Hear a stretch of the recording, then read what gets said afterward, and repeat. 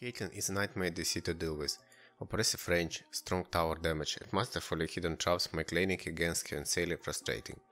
This is why even when meta isn't suited for Caitlyn, pro players are still trying to find ways to make her viable. When current preseason change hit the Rift, Taiwanese player Breeze suddenly started to play Caitlyn with Grasp of Undying. Soon, a lot of other pro players started doing the same. Let's take a look at this unusual style and how exactly to succeed with it. Standard rune page with Grasp of Undying looks like this.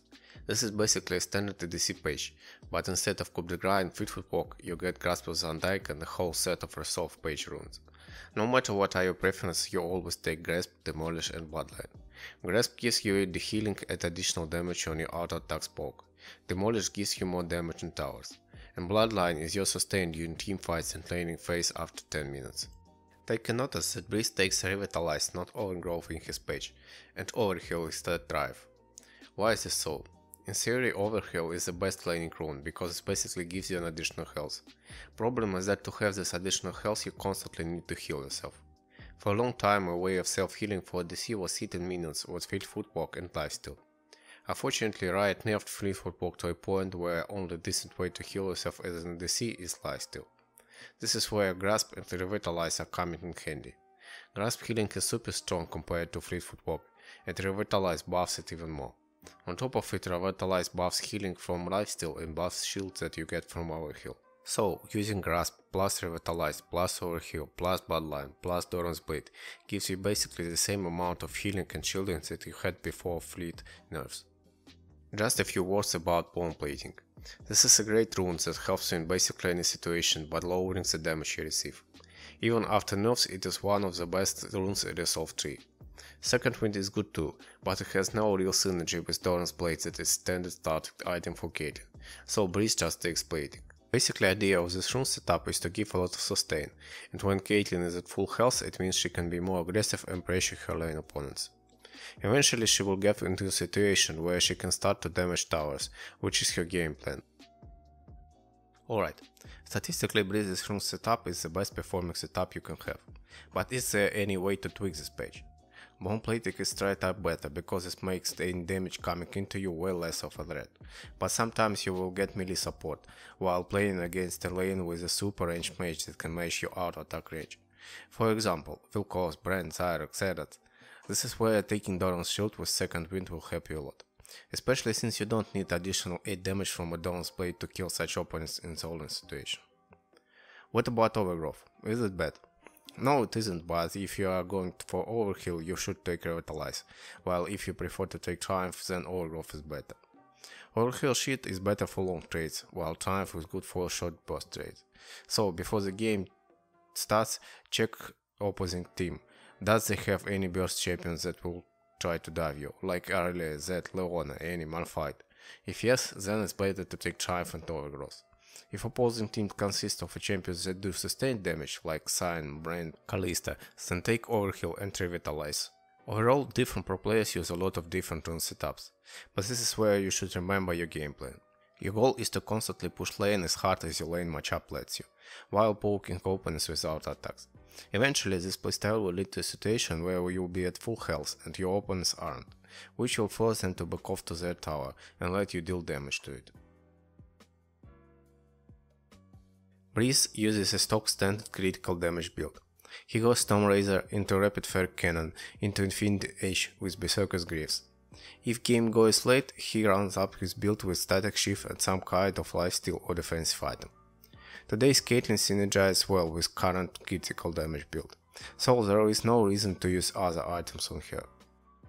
You start with Doran's Blade in almost any matchup, except for situations where it is almost impossible to not get hit by opponent's damage. Usually it means that this damage outranges your auto attack range. As has been said earlier, usually it is long ranged mages like Xerath, Vel'Koz, Brand, but sometimes it can be double poke lane that doesn't deal heavy damage in one ability cast, but can spam their abilities often, for example, Soraka with Ezreal, Sivir or Victor. In these matchups you can use Doran's Shield and second wind combination. Your first item is always Stormraiser, but you can go into it through different ways. You can go with classic BF or double long sword bite depending on a gold fairy you recalled with, or you can try Fnatic Reckless style when your first buy is always Berserker Greaves. Your second item is always Rapid Fire Cannon. Additional range on it works insanely well with your auto attack poke style. With this item and your basic auto attack range, you can damage opponents or tower while being in almost 100% certain safe situation. Usually your third item is Infinite Edge, because it boosts your damage to its maximum, but sometimes you might need to buy something to defend yourself before you do Infinite Edge. Good items for this purpose are Quicksilver Sash, Head Drinker and Guardian Angel. Other good items for Caitlyn are Static Shift, plus Thirster, Last Whisper with its boss upgrades. Sometimes combination of Runs, Hurricane and Bortok, or Death Dance and Phantom Dancer could be useful too. Okay, but why are these weird runes appeared specifically on Caitlyn? Caitlyn is a lane bully in every matchup. She is great with range supports due to constant poke and lane pushing, but if you pair her with melee champions, she is still good, because she can farm without being pressured and follow up engage with her traps. Caitlyn's range allows her to be a jack of all trades during laning phase. As a result, her gameplay in lane has less similarity with AD carries and more with mid lane mages. Best examples of sub mages will be Ariana, Victor with Emax, or Xerath. Their biggest strength is that they don't care about matchup they are in. No matter what, they will be able to harass their lane opponents due to the range of their own abilities. Exact same logic applies to Caitlyn. No matter who are her opponents and no matter who is her support, she always will find an opening for the auto attack poke. In this sense, she is similar to Draven. Draven always turns lane into a kill lane, and Caitlyn always turns her lane into a poke lane. When you are playing mid lane, one of the core concepts you should learn is tethering, that is also called zoning or spacing. Long story short, this means controlling space where your enemy is and aren't alone in. Mages are doing by using spells to poke opponents when they come into the area they don't want them to be.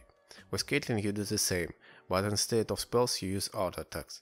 If you are interested in learning this concept, watch this video of Last Shadow.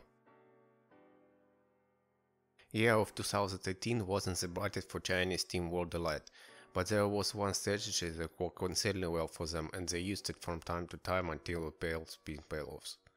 The strategy relied on the AD carry Mystic playing on Caitlyn and getting bot lane tower early, so they can continue snowball this lead through Caitlyn running around map and killing towers one by one.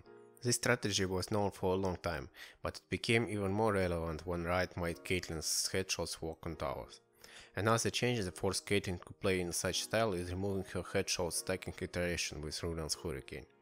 On top of it, Riot nerfed static shift damage, which made Rapid Fire Cannon a go-to second item for almost every AD carry that builds Stormrazor first.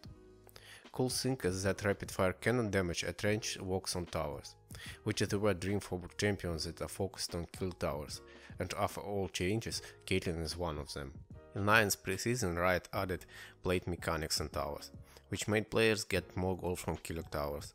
All these things alone could have made Caitlyn comeback possible, but on top of it, in patch 8.24b, Caitlyn got a few buffs, which brought her even closer to being meta again.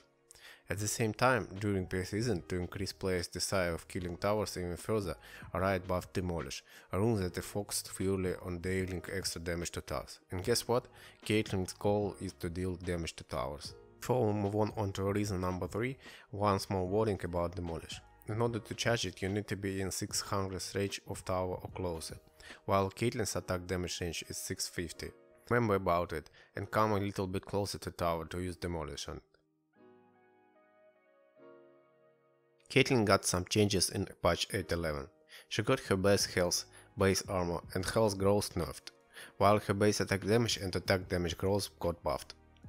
Idea was simple. Caitlyn should deal tons of damage from the longest for an AD carry distance in the game, but if someone somehow got on her, she should be more vulnerable than most AD carries.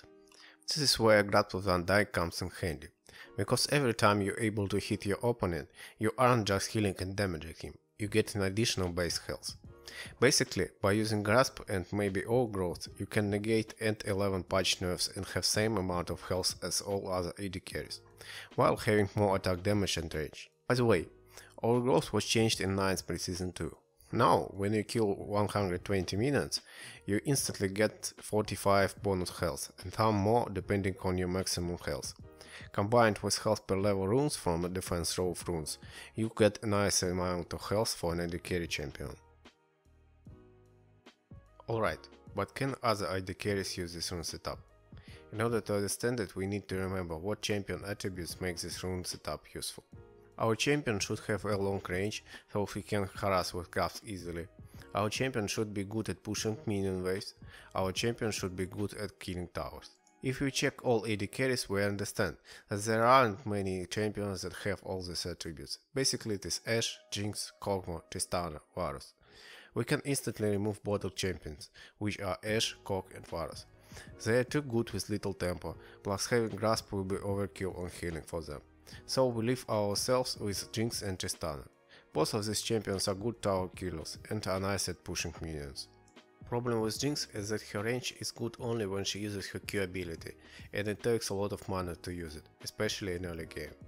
Also her wave clear really comes up strong only when she ends up building Stormrazor. Her burst damage also isn't as strong as Caitlyn's, and she doesn't have escape ability. So it isn't an easy for her to play with melee supports as for a Caitlyn.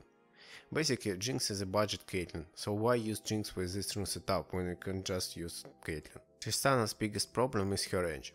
Her range gets at Caitlyn level only after she gets level 16, which is too late. Yes, Tristana starts to outrange most of the carries around level 6-7, which again feels like a budget Caitlyn. Let's say recraft about grasp rune setup on AD carries a little bit before we end up with this video. There was a post from a Diamond 1 Europe West AD carry player that played a bunch of games with this rune setup, and long story short he wasn't too much satisfied with it. He felt that movement speed from Fleetwood Walk is better in the most cases. Damage from grasp isn't really noticeable, and demolish is too hard to apply due to opponent's support zoning you from tower. All these points are fair for most AD carries in the game, and in some way to Caitlyn herself. Problem of grasping Caitlyn is that you force it to win lane with this rune setup, or your damage in mid game will be too low. Luckily, winning lane doesn't always mean killing your opponents. So I think this rune page might stay on Caitlyn, especially when she will be matched against kill lanes. Mid lane mages originally started using grasp against melee assassins and bruisers, because it is easy to constantly out-attack melee opponents and get bonus health that will help to survive against lanes that will come from them at some point. Same idea could be used when Caitlyn will be matched against kill lanes that usually have melee supports. As for the AD carries, most likely they won't use grasp, but if they will, it will be also against kill lanes. What is more realistic is that some AD carries might use Resolve as their second tree, so they can take Demolish with bomb plating or second wire to survive lane and get bonus damage on opponent's towers after they survived some kind of a fight in the bot lane. Examples of these champions are Xayah, Seer and Kai'Sa. Champions that have low range, so they really benefit from Resolve second, but also have a good wave clear, so they can push the lane fast after the fight and damage opponent's tower with Demolish. Sadly, this champion rely on Mind Flow Band a lot, because it lets them constantly spam their abilities in lane, and most likely number of players that are ready to sacrifice that is low. That's all I have to say about Caitlyn and Grasp of the Undying on her. Hopefully this information was interesting and useful for you.